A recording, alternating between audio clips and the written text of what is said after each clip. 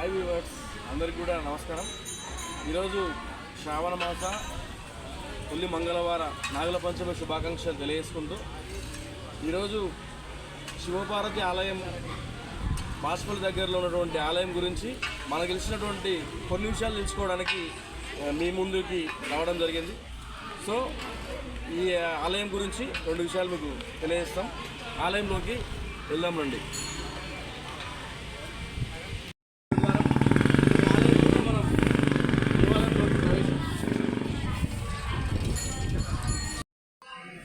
So ముందుగా మనకు ఇక్కడ స్వామి శివలింగం మనకు దర్శనమిస్తాడు.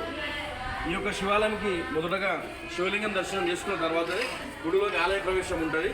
సో ఆలయంలో మరికొన్ని దేవుళ్ళను చూపించే ముందు ఒకసారి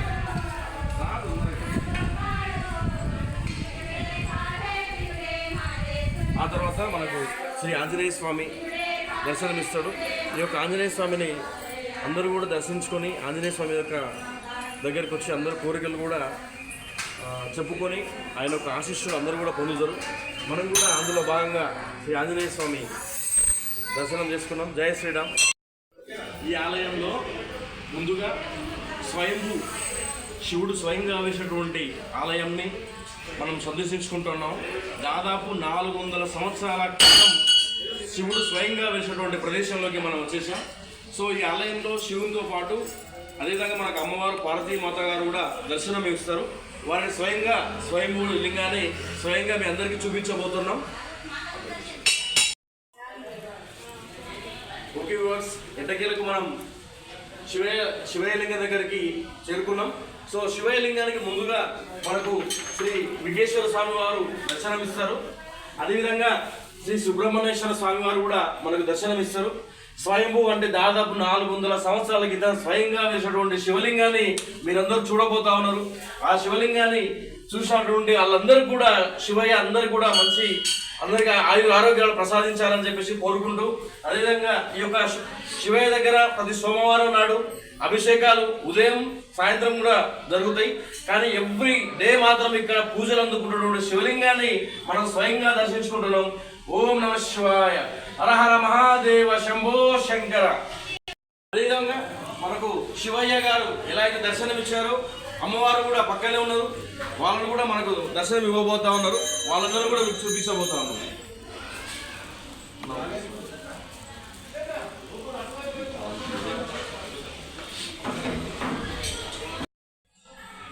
దాదాపు మనం చాలా దగ్గర నుంచి చూస్తూ ఉన్నాం శివయ్యని. అందరూ కూడా శివయ్య ఆరోగ్యాలు ప్రసాదిస్తూ అందరినీ చల్లగా చూడాలని చెప్పేసి కోరుకుంటూ, శివుడు ఆజ్ఞ లేని చీమైనా ఉంటుందని చెప్పడానికి శివయ్య లింగమే మనకు చెప్పినటువంటి విషయం. కాబట్టి అందరూ కూడా శివయ్యను దర్శించుకోగలరని చెప్పేసి తెలియజేస్తూ తర్వాత అమ్మవారి విగ్రహాన్ని మీ అందరికీ చూపించబోతున్నాం. అదేవిధంగా అమ్మలను కన్నా అమ్మ పార్వతీమాత అమ్మవారి అనుగ్రహం అందరిపైన ఉండాలని చెప్పేసి కోరుకుంటూ అమ్మవారి విగ్రహాన్ని కూడా మీ అందరికీ చూపించబోతా ఉన్నాం. మనం పార్వతీమాత అమ్మవారిని చాలా దగ్గర నుంచి చూస్తూ ఉన్నాం. శ్రీ పార్వతీదేవి నమః. స్వయంభూ శివలింగంలో వెలిసినటువంటి అమ్మవారు పార్వతీమాత, అదేవిధంగా శివయ్య యొక్క గుడిని మనం సందర్శించుకున్నాం. ఇక్కడికి వేలాది మందిగా భక్తులు తరలి వచ్చి పూజలు అందుకుంటా ఉన్నటువంటి శివలింగాన్ని కూడా మనం చూడడం జరిగింది. అదేవిధంగా శివయ్య వాహనం నంది, పరమశివుడికి వాహనమైనటువంటి నంది విగ్రహాన్ని కూడా మనం చాలా దగ్గర నుంచి చూస్తూ ఉన్నాం. ఈ యొక్క పూజలు అందుకున్నటువంటి నంది మనం శివయ్యకు ముందుగా నందికి పూజలు చేసిన తర్వాతనే శివయ్య చూస్తాడన్నటువంటి విషయం వాస్తవం. కాబట్టి ముందుగా నంది యొక్క విగ్రహాన్ని మనం తాకిన తర్వాతనే శివయ్యను మొక్కాలని చెప్పేసి కూడా ఎంతోమంది చెప్తూ ఉంటారు. కాబట్టి మనం ఆ యొక్క నంది విగ్రహాన్ని కూడా చూడడం జరిగింది. చివరగా మనకు ఆలయం మొత్తం దర్శించుకున్న తర్వాత కాలభైరవుడు మనకు దర్శనమిస్తాడు. కాలభైరవుడు అనగా శివయ్యకు ప్రతిరూపం, వీరభద్రుడు అని కూడా ఈ యొక్క స్వామిని పిలవడం జరుగుతుంది. అదేవిధంగా నవగ్రహాలు కూడా మనకు దర్శనమిస్తూ ఉన్నాయి.